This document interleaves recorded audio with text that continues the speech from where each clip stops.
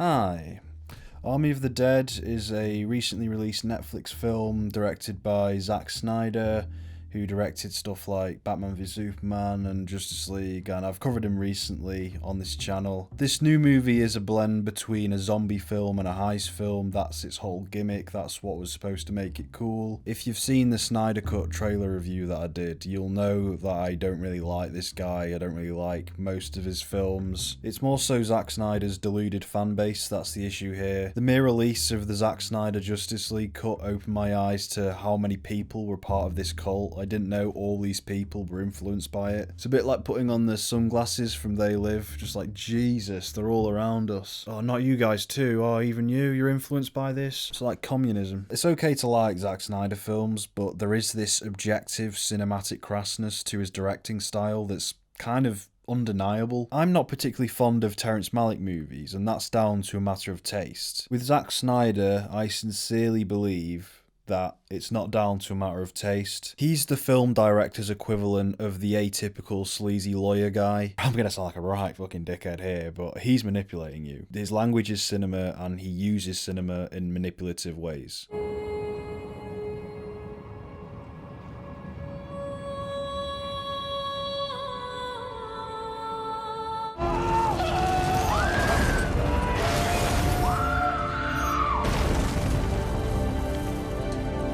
Hope that guy who called me pretentious in the last Zack Snyder related video sees this. He'll really be happy with what I say. You can respond to that by saying, well, all storytelling is emotional manipulation.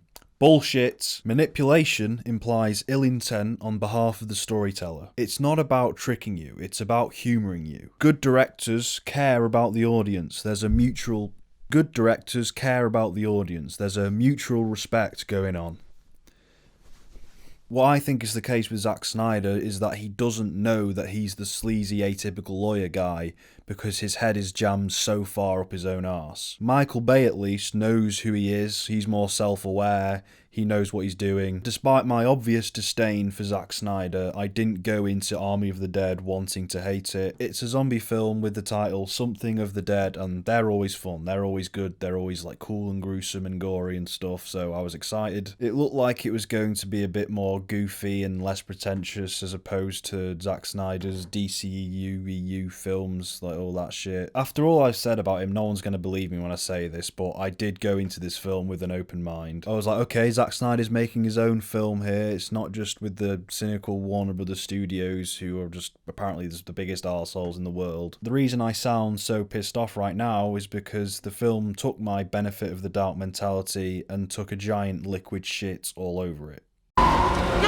I'm going to make this quick. The editing was awful, not so much the structural editing, but the momentary editing, thanks for the lesson guy with the glasses. The cuts between the actors' lines were rushed and janky. I want you to put together a team and get it out. On top of that, the dialogue was obvious and annoying. Earns the middle of freedom, only to end up working at a burger joint. Mr. Tanaka, I'm well aware of my situation. It did improve as the film went on, but it shouldn't have been an issue to begin with. The music choices were really cringy and obnoxious. Oh, there's blackjack and poker and the roulette wheel. I swear so many people have tried to do that whole goofy, badass music playing over violent imagery ever since Tarantino started doing it. The only bad thing about Tarantino is all the hack directors that followed that always try and do the same thing that he did but fucking fail miserably. There was this intro sequence that montaged over what probably would have been important character development. It's been a while since I've seen a film with dialogue this bad. But it is always worth reminding yourself of just how shit it can get, just how shit the dialogue can be. It makes you appreciate all of the actual good films a lot more. Shut the fuck up! Shut the fuck up! Okay. It's all the things you don't want your dialogue to be. Juvenile, generic, rushed, transparent, only existing to move the plot forward. All of the characters are poorly conceived. Zack Snyder has no idea how to write or direct a being with any humanity. I've seen better character development in Suicide Squad. The whole film reminded me a lot of Suicide Squad actually, and I'm pretty sure I hated this one more. So yeah, unfortunately there's no reason to like the characters. It's just straight on with the baseline zombie heist concept without developing anything properly. There's some awful looking handheld cinematography that's very out of place. Snyder fans will rejoice to know that this film delivers on the pretentious misuse of slow motion to add some sort of significance to scenes that had nothing going on to start with.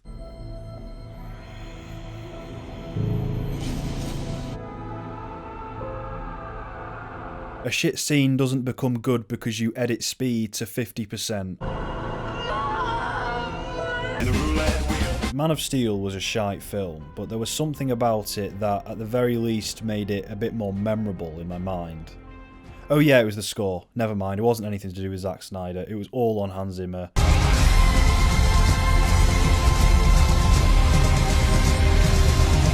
About his direction style, which is the key reason he's developed the following that he has. If you think about it, it's not really a style. Like what? Slow motion? CGI blood?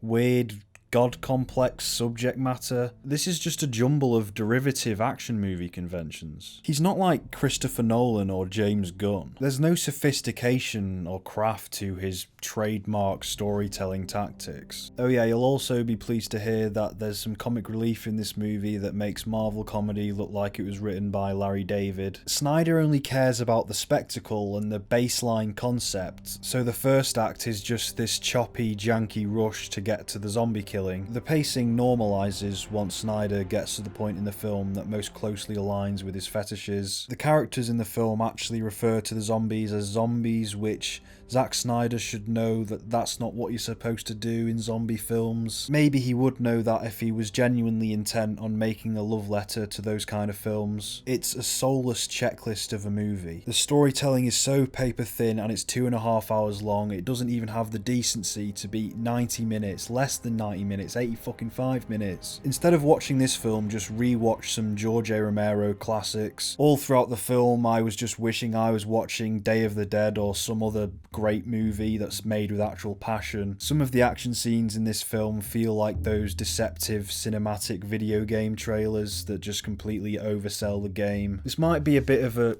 stretch, but I'm pretty sure that there was some subject matter in this film that was designed to link it in with current issues. There was one character in particular that I thought was just designed to capitalise off the Me Too movement. Your turn. I could use my rectal thermometer. You know, like man bad, man evil, man need to get his dick cut off by cool woman with sword, which can work in the right context, or, you know, when it's not pandering. Kill Bill and Game of Thrones, there's good shit, but this is just fucking like just transparent. And there was this to do about people being put into quarantine camps and having frequent tests to see if they were infected. Down a couple of decimal points. Decimal points, high frequencies, bang, bang, bang. If that was the reason why that was in there, then that's fucking pathetic. But for now, I'll just give it the benefit of the doubt, which never is a good idea, because that always comes round to fuck me in the ass. I'm pretty sure that there was some alluding to Trump as well. Anyway, now for the positives. Spoiler warning. The makeup on the zombies was excellent. The alpha zombies in particular. The king and queen of the zombies, they looked really cool. They were the best characters in the movie. I mean, at least the queen was. You know, like best performance by an actress in a supporting role. You know, any consideration there? The sounds that the zombos made were also really cool. This cool shit. Why do the zombies have more humanity than the fucking people? There was one gruesome, unexpected death that I wish could have been in another movie, like a better movie, because it was effective. The bit where the tiger chewed that guy's head off was really satisfyingly brutal. The way he like chewed on it 3 times, that was a really cool detail.